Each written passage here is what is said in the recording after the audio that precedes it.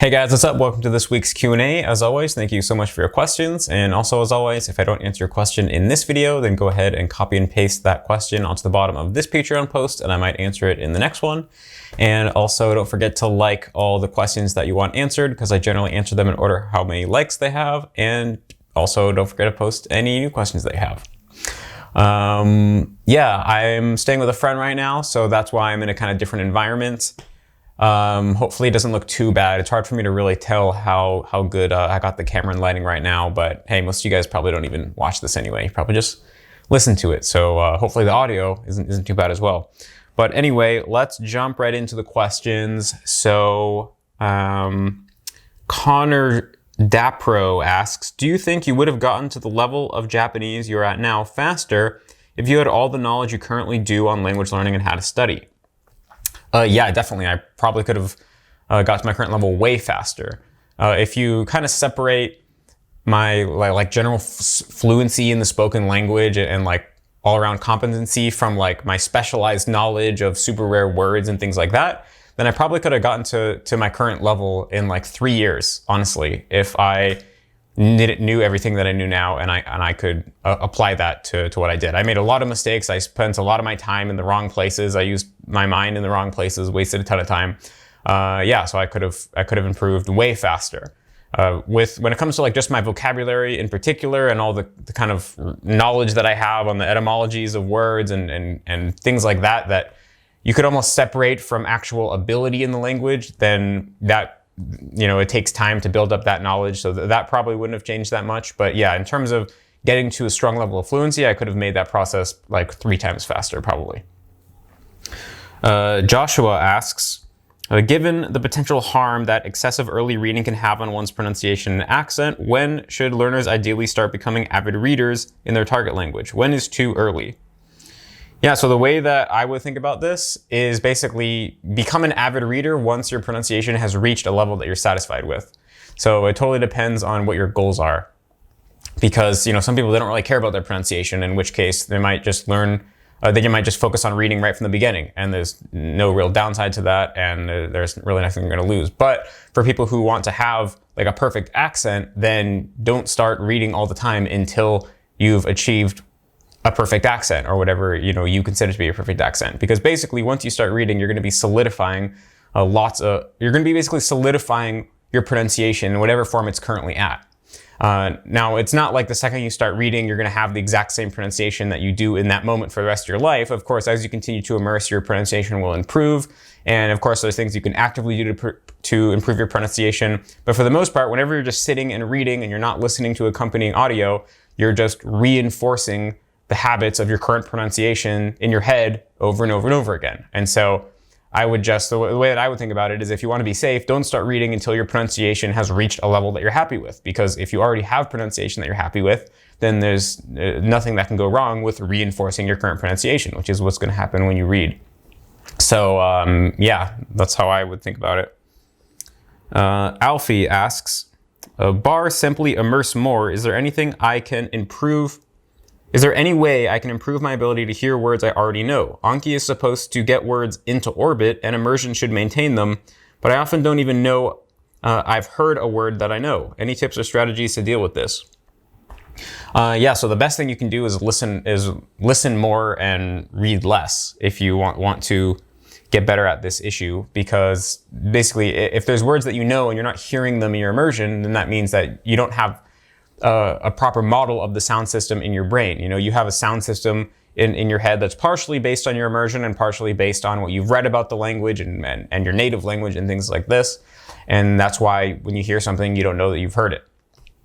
And so, yeah, you have to, it's not really just a matter of getting good at hearing words on a word per word basis. It's more a matter of installing the proper sound system into your brain so that when you have an idea of how a word's pronounced, that actually matches how it's actually pronounced, and then every time you hear it, you automatically recognize it, just like you do in your native language.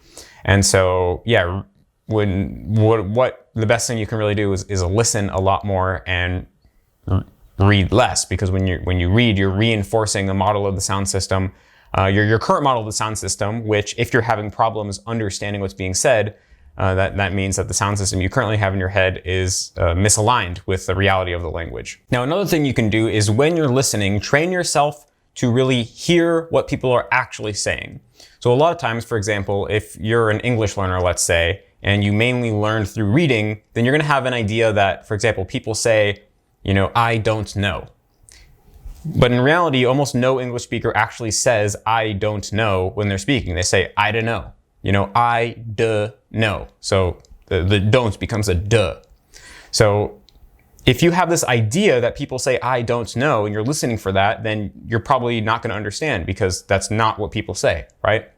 And so you need to train yourself to hear what do people actually say. And so, for example, you could be watching a show with subtitles and then you could see I don't know and you could listen carefully and realize they say I don't know. And then you can create a link in your mind between the words I don't know and the sound I do know. And that way, the next time you hear I don't know, then you'll recognize that as what's being said, right? So again, it all comes down to having connections between your expectations and the reality. If you're expecting natives to say one thing when in reality they say another, then you're not going to understand. So you have to make sure that the model of how the language is pronounced in your head matches the reality. And the only way to do that is through listening. But like I just said, you don't necessarily have to just listen passively. You can try to listen more actively and really listen for what vowels and consonants are actually being said, what is being stressed, what intonation patterns are there, and use that to actively try to align the sound system in your head with the reality of the language. So Lucia asks, it would be great if you could share some settings you have for your daily study. What strategies or techniques do you use to make sure you finish your daily tasks when you feel unmotivated?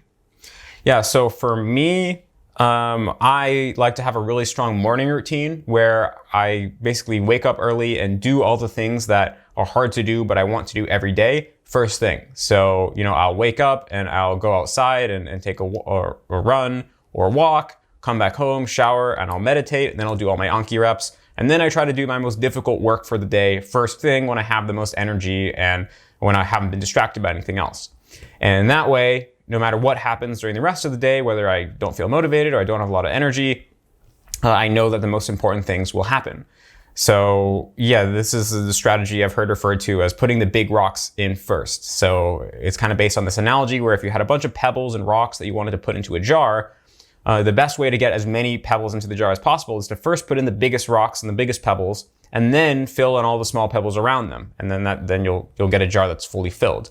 Whereas if you first start putting in a bunch of small pebbles, then the bigger ones might not fit because there's no room for them.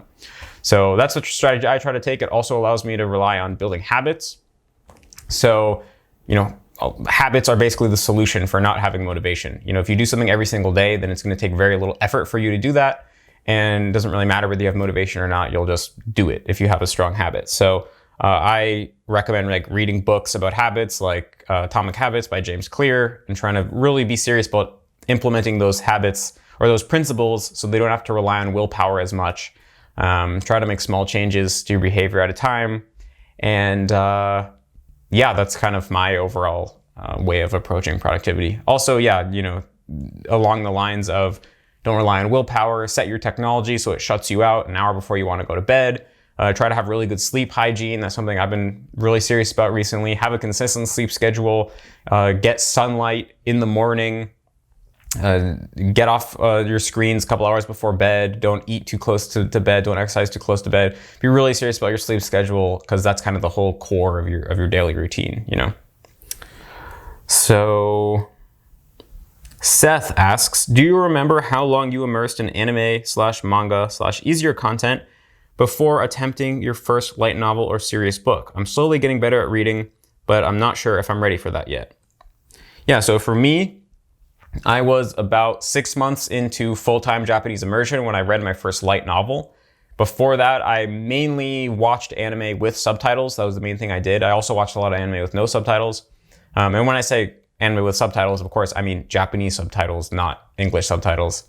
And yeah, I actually didn't read a lot of manga. I didn't try to read online articles or anything. I went straight from watching anime with subtitles to trying to read a light novel. And I've talked about this many times. The first light novel that I read was really hard for me. It took me an entire month to read, even though I was spending probably 2 to 3 hours trying to read it every single day.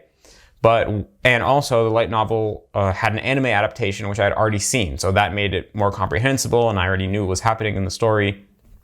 And so once I chugged my way through that first light novel, which took me an entire month, then the next one after that, the next book in that light novel series, only took me 2 weeks. So really, it was that first novel that was really difficult. And after that, then it was a lot smoothly sailing. So yeah, there's not really a point necessarily when you're going to be ready to do it. In a way, you could say I wasn't ready when I read my first light novel because it was super hard for me, but I still just did it. And after I finished that first one, I was able to read more. So if you really want to read light novels, then you can do it really early. It's just going to be really challenging. But again, you can make that happen like I did, or you can wait much longer. And like I also have talked about already earlier in this Q&A, if having good pronunciation is important to you, then you probably want to avoid reading light novels early on because you're just sitting and reinforcing your false pronunciation over and over and over in your head, which is going to affect the way that you perceive the language later and the way you speak the language, and it's going to be really hard to undo.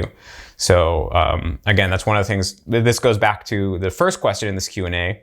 Could I have reached the same level that I'm at Japanese more quickly if I knew what I knew today?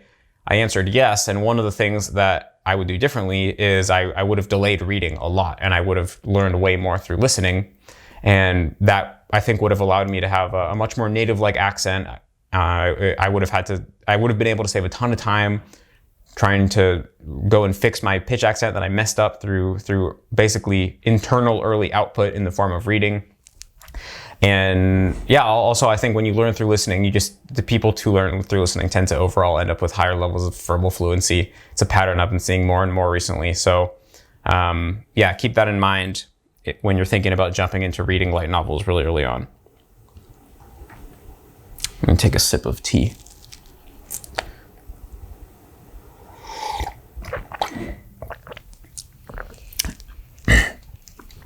Okay, so Joey asks, I was wondering what your thoughts were on forced sentence mining, in which you mine every single unknown word/grammar pattern in an episode of a show you are watching, even if they are uncommon. And then, once they are all mined, you listen to the episode's condensed audio on repeat for several days. So I've never personally done this, but it sounds like a pretty good idea. Of course, in general, I wouldn't recommend mining uncommon things when you're relatively, new to the process. Like generally, you only want to learn uncommon things when you're already like high, intermediate, or an advanced learner. But in this particular case, I guess the logic is that you're learning literally everything in a show and then really playing that show on repeat over and over and over again, kind of like spamming it to yourself.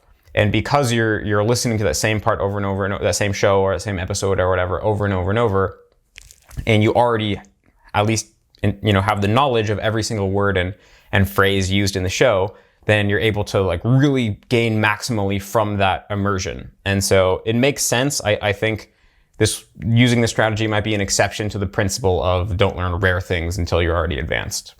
So yeah, makes sense to me. Gage asks, I'm trying to achieve level 6 comprehension in slice of life content. However, I'm coming across less and less new words and sentences to mine in anime and manga. I would like to continue building my vocabulary without sacrificing time towards my goal of learning to speak. Do you think the most optimal use of intensive immersion time would be reading novels/light novels/visual novels to build vocabulary, or slow down vocabulary building and focus slowly on building automatic comprehension? Yeah, so my recommendation to you would be, don't worry about learning vocabulary for now. Put that on pause and focus on getting really, really, really comfortable with understanding the slice of life anime. Because if you're going to kind of imagine that there's a core to your language ability, and this is a concept that I've heard a lot of other people talk about, like Luca Lampariello, the polyglot. If you imagine that there's a kind of a core to your language ability, that core is really only comprised of, let's say, the most common 2,000 words in the language. And of course, overall, it's important to know more words than that in the language if you want to be fluent and be really comfortable. But that core of the most common 2,000 words if you really get to the point where you perfectly understand the nuance of all of those, and you know them so well that every single time you hear a sentence comprised of those 2,000, any of those 2,000 words, you understand it instantly. It feels like your native language. You don't have to think about it at all. It doesn't matter how tired you are. You have it completely down pat. In that sense, you would have a really strong language core. And once you have a really strong language core, when basically your competency in the most important fundamental aspects of the language is super deeply ingrained and effortless, then building your vocabulary or learning more advanced grammar structures, learning to be more articulate, things like this is going to come really easily and really quickly. And so rather than trying to learn really rare words before your core is that solidified, I would say prioritizing solidifying your core in the language, even if it means that the growth of your vocabulary slows down, would be a really good trade-off. It would be worth it. And so I would recommend doing that. And the other side of this is that if you're just, if your goal is to reach slice of level 6 in slice of life anime, and you're splitting your time between watching slice of life anime and reading novels, then that's going to slow your progress to reaching level 6, of course. And also, if you're only spending a little bit of time reading novels every day just to be able to learn more words, well, then those new words that you're learning in Anki, you're not really going to be able to activate because you're not going to be seeing them very often because you're still spending, most of your time, I would assume, with slice of life anime. So then you're just memorizing words in Anki that you're not really activating, and I don't think it's going to be that useful to you. So yeah, overall, I would highly recommend not worrying about vocab growth. I actually think that's something that the community kind of overemphasizes and overvalues as a whole. It's what I've seen. And instead work on getting really, really comfortable with the words that you know, because level 6 comprehension, regardless of what I read on the site, it doesn't mean that you know literally every word. Level 6 comprehension is more like native-like comprehension. And even when watching everyday shows in your native language, if you pay attention, there's going to be things you don't know, whether those are words or just concepts or references. So it's really more about you understand 99% of things, and you understand that 99% super well. And then maybe there's 1% of things you don't know, but because you have 99% that you know so well, inferring that last 1% is really easy and it doesn't get in the way of your enjoyment at all. That's how I would think about it. So Sepia asks, I have noticed that a number of Mandarin learners say that they remember the meaning but not the reading of characters. Someone suggested having 2 cards per word, one card that tests your understanding of the meaning, one card that tests your understanding of the meaning, and another card that tests your memory of the pronunciation. Is this an effective method for languages like Japanese and Chinese? No, I would not recommend doing this. And the main reason for this comes down to the principle of practice how you play. So basically, the point of the SRS is to enhance your ability to comprehend your immersion, right? That's the really only reason that we use the SRS in language learning at all. And so in order for the SRS to be able to play the role of enhancing your immersion, you want your experience of reviewing cards in the SRS to mimic real life as much as possible. That's going to lead to the maximal amount of transfer for the minimal amount of effort. And so when you think about it, whenever you're reading Chinese or Japanese in real life and you come across characters, you need to know both the meaning and the reading. And you recall them both at the same time. There's never ever a situation when you only recall the meaning but not the reading, or you only recall the reading and not the meaning. I mean, maybe if you're taking a kanji quiz, or someone's testing you out of context or something, then maybe this will be true. But in the vast majority of cases, you need to recall both at the same time.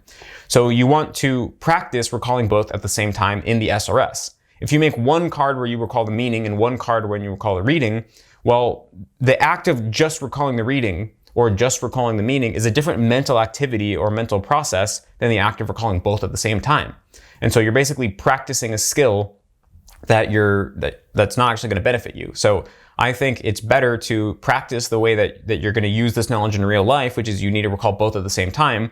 And if you forgot either one of them, in this case, it sounds like maybe people forget the reading more, then just fail the whole card, because that means that, yeah, you didn't have the skills that you need. You need the skill of being able to recall both at the same time.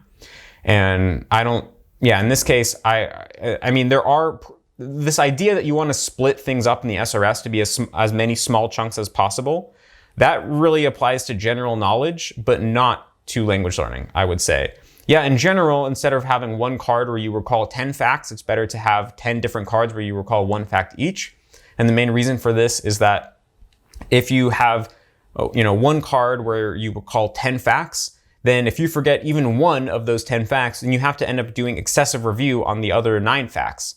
And then that's inefficient in the algorithm, right? Because now basically you have these 10 things that are really unrelated, arbitrarily linked together, and the interval can only grow as fast as the weakest link.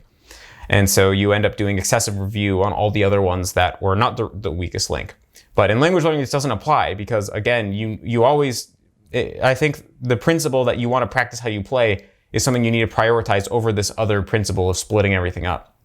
Because, again, maybe by having one card for the meaning and one card for the reading, you end up doing more efficient SRS practice. But if what that leads to is in real life, you don't have practice recalling them together, and so you end up like being clunky and you have to do these 2 separate mental processes for recalling one then the other or something, then that defeats the whole point. So yeah, in language learning, I think the most important principle is always practice how you play. And in this case, that means recalling both at the same time.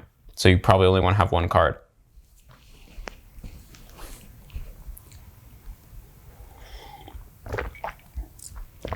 Okay. So Nick asks, what are your current thoughts on language education? Is there any value? Sorry, I just had to make sure that my time, I haven't gone too far because I have to stop my camera once every half hour.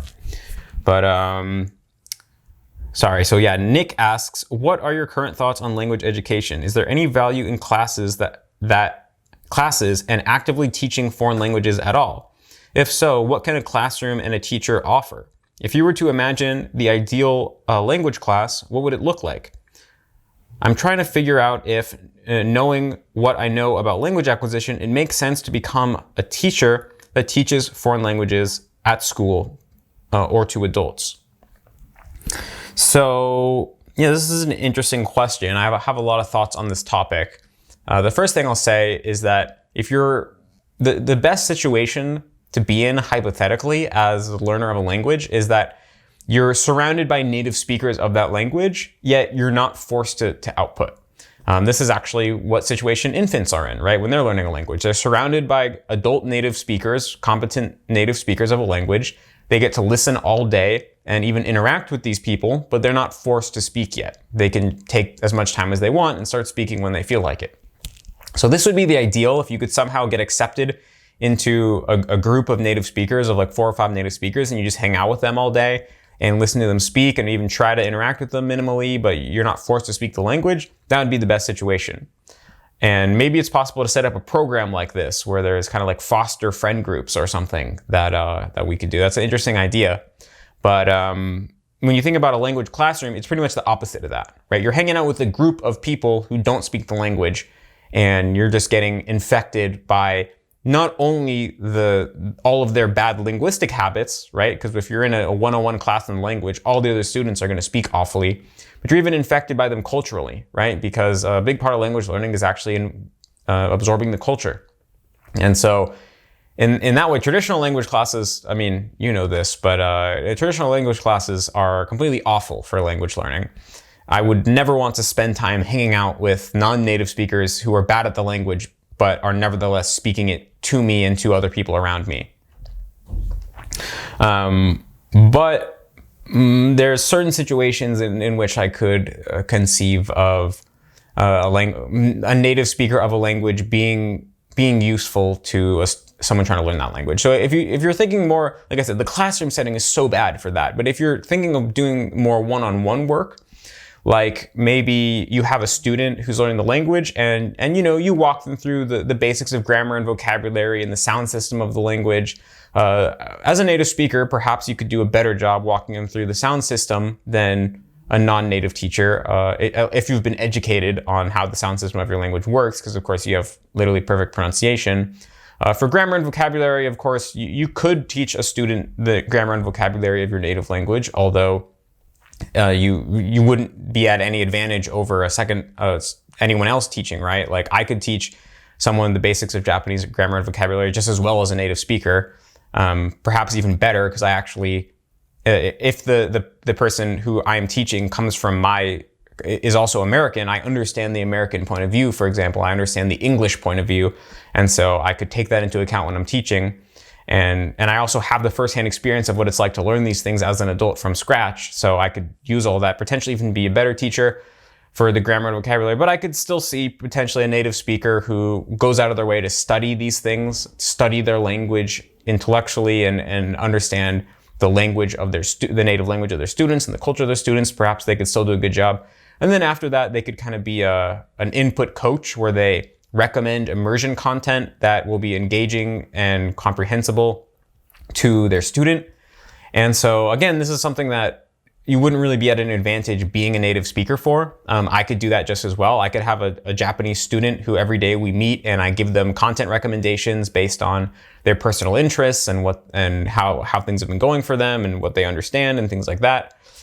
So basically, until you get to an advanced level, there's no point, if you're trying to teach your native language, there's no point of you being a native speaker. Maybe there's some marginal benefits pronunciation-wise, but they're pretty small, right? My pronunciation in Japanese, for example, is like good enough that I could probably teach a beginning student, because the beginning student's not even going to be able to hear the difference between me and a native speaker, even though there is going to be some differences in reality. And so basically, the only time that you're actually going to be able to provide unique benefits to a student as a native speaker of a language is when someone's at a very advanced level. Once you're at an advanced level, that's when getting feedback from a trained native speaker can become really helpful, because they can give you pinpoint feedback as to what's weird about your pronunciation, what's weird about the way you express yourself, and how you can improve. Especially when you're like really trying to bridge the gap to native level. And so I think that it actually does make a lot of sense to potentially be a foreign language teacher of your native language if you're dealing specifically with very advanced students who really want to kind of blend in and fully reach native level.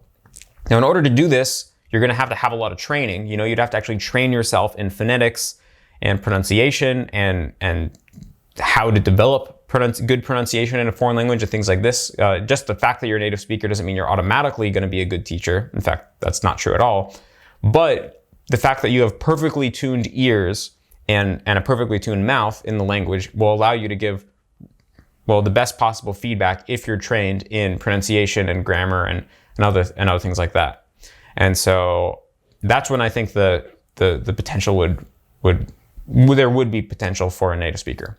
But basically, of course, there's no programs in existence that are aligned with any of the things that I'm saying. And so if you're personally thinking, should you become someone who teaches your native language to other people?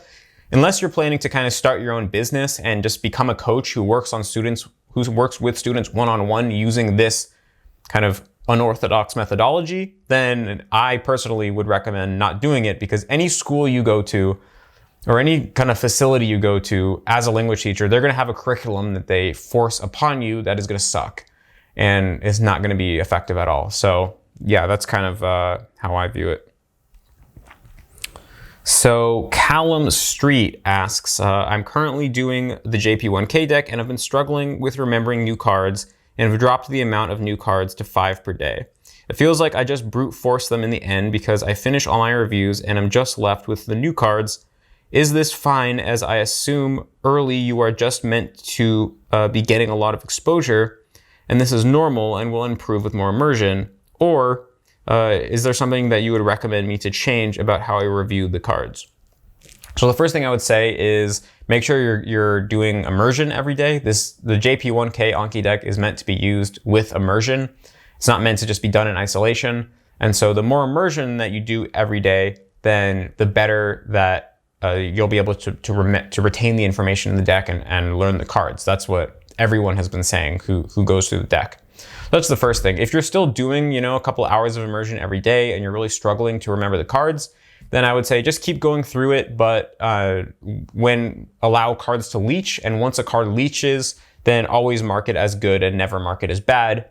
If you do that, then your reps won't build up that much. And as you continue to immerse yourself and your brain starts to get used to the language, then remembering things will get easier and easier over time. So Hunter asks, do you think that the input hypothesis is incomplete? The reason I ask is that Krashen himself in most of his interviews says that grammar is not important ever. However, most input-heavy methods for learning languages like AJAT or Refold still recommend something like Tai Kim. I think that grammar study can be helpful in making input comprehensible. What are your thoughts on this? I mean, yeah, the input hypothesis is definitely incomplete. There's many things that I would say it's missing.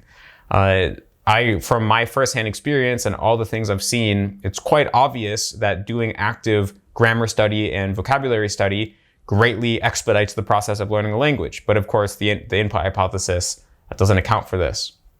And I mean, it depends how you interpret it. If you interpret the core thing as the key to acquiring language is understanding input, then even though Krashen doesn't personally say this, you could actually say, oh, well, in that case, the input hypothesis does account for the fact that learning grammar and learning vocabulary consciously is effective, because you could say, well, it makes input more comprehensible, and then the core principle that the way that language is acquired is through comprehending input remains true. But the other thing is that if all you do is get comprehensible input, most people that won't be enough for them to reach a native level in the language.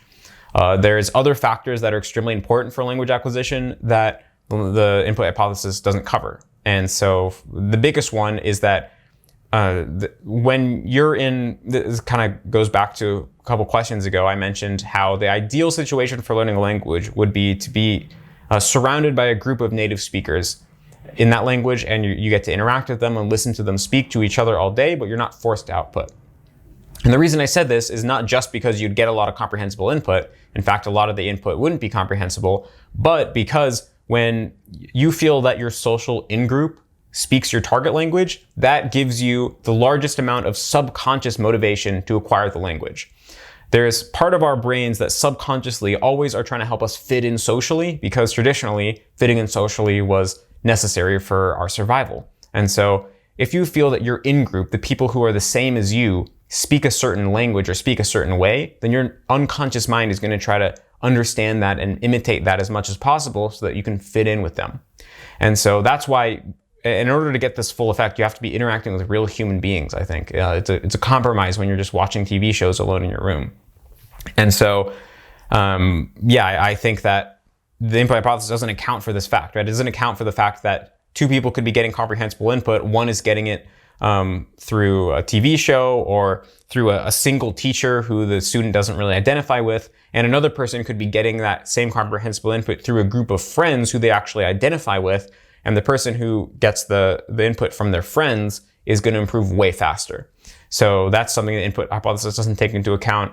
Another thing that it doesn't take into account is that there's a lot of aspects of language that you're not likely to acquire simply through input if it's something that is very foreign to your native language. So for example, pitch accent. Most Japanese learners don't acquire pitch accent no matter how much input they get until they actually start to study it, because pitch accent is such a foreign idea to native English speakers. And accents in general, if you want to get a perfect accent, almost nobody gets a perfect accent just through input. They have all the people who have at least close to a perfect accent had to put a lot of work into developing that accent.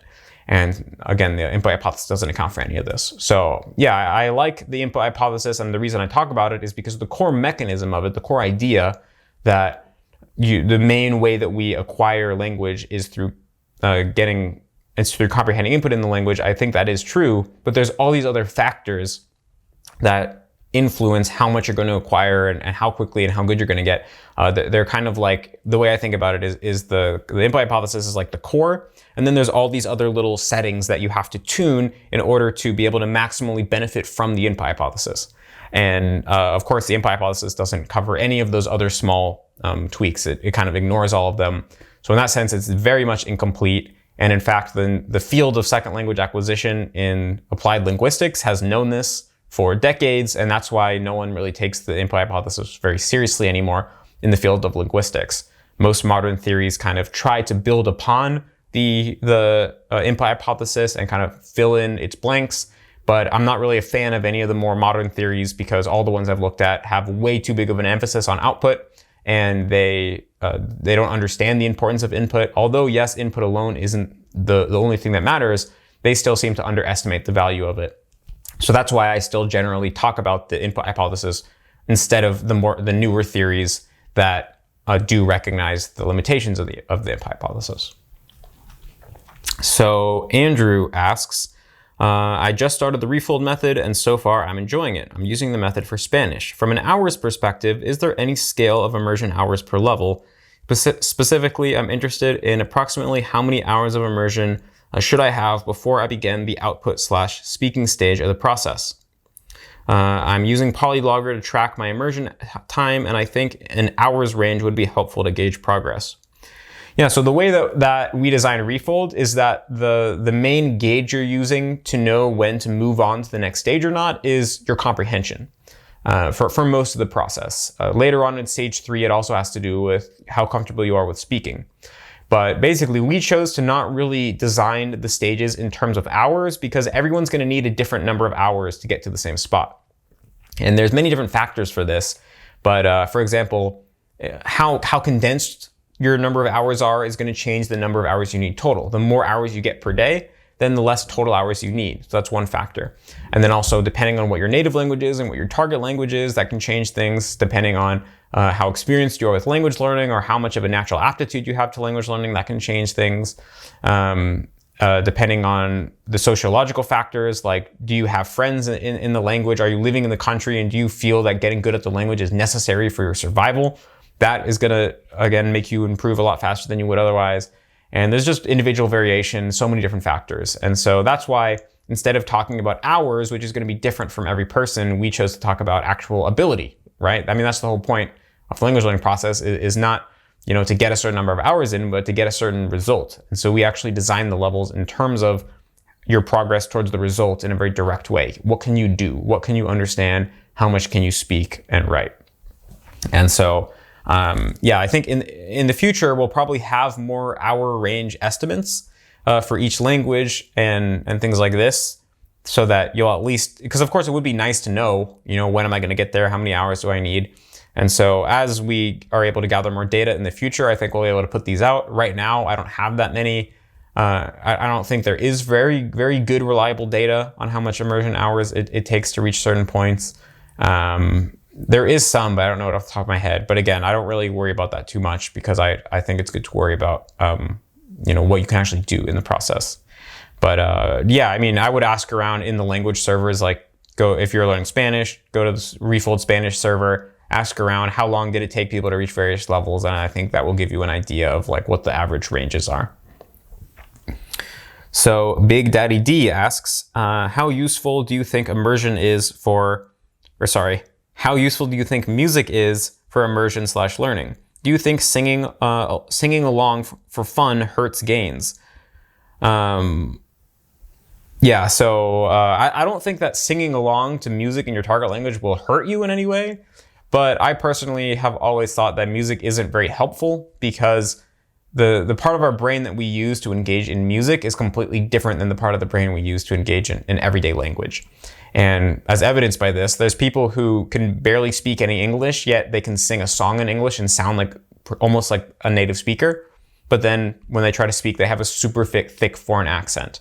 So that kind of shows that they're just different parts of the brain that you use for each. And I think there's actually studies showing this as well. And so you could get really good at singing in a foreign language, but that might not actually help you very much at speaking that language. And of course, maybe there's benefits related to learning vocabulary and things like that, but I just think it's like the fastest way to learn vocabulary is to memorize Anki cards and then do immerse in normal comprehensible input. And so you can learn things from music. I just don't view it as very efficient because in general, it's really hard to hear what people are saying in songs compared to just everyday speech. And so also the language used tends to be poetic. Sometimes they speak in incomplete sentences. It's pretty different than everyday speech. So it's totally cool to do for fun, and especially if it improves your motivation. Maybe there's some slight benefit you can get there. It's definitely not going to hurt you, but I don't really consider it to be very efficient immersion compared to sitting down and watching a slice of life TV show with subtitles in your target language. Bonk asks, how important is practicing writing kanji? I'm currently going through the JP1K deck, and I usually use Anki on my phone, so I don't get any practice actually writing the kanji. Should I make it a priority to write them out, or is just recognizing them enough? Yeah, so it's not important at all to write out kanji. In fact, we don't recommend writing out kanji when you're doing the JP1K. It would take up a ton of time and not really provide you with any tangible benefit. If you do want to learn how to write out kanji, I would recommend doing that after you're already fluent in reading Japanese. Trying to learn how to write out kanji right from the beginning of the process takes a ton of time and effort, and generally doesn't result in anything that's really worth it. But even for most people, even after they get fluent in reading Japanese, there's not going to be really any benefit to them learning how to write out Japanese by hand. So for most people, I would say just don't worry about writing out Japanese. As long as you can recognize the characters and read, then you can type just fine. And in the modern day, as long as you can type, then that's really all that matters. So I guess this is going to be the last question. Isabella asks, do you think it's advisable to immerse in a certain amount of unscripted content that documents real life where possible, even from the beginning? Not necessarily because of the type of language used, but rather in order to prevent oneself from developing a skewed impression of the country and culture. As you have mentioned before, that Japanese learners can have a subconscious false expectation that living in Japan will be just like anime. When I was learning German, I spent most of my time immersing by watching YouTube vlogs and tutorials and listening to music and news broadcasts. So when I finally went to Europe for the first time, it was more or less as I expected it to be. So this is a really interesting question. I've never really thought about this idea before. And I would say it's probably not really something that you have to worry about, because first of all, I mean, if you don't understand Japanese yet and you're just watching kind of vlogs about life in Japan, you very well might still develop a skewed impression of what Japanese culture is really like, because until you actually understand what they're saying, you really can't get a good sense of how the social dynamics work and what's really going on at all. And that's why actually a lot of times when you ask someone, if you're going to take two foreigners who have both been living in Japan for the same amount of time, and one of them knows Japanese and one of them doesn't, and you ask them about Japanese culture, they're going to tell you very different things, because the person who lives in Japan but doesn't speak Japanese they are kind of oblivious to Japanese culture because they don't understand what's going on.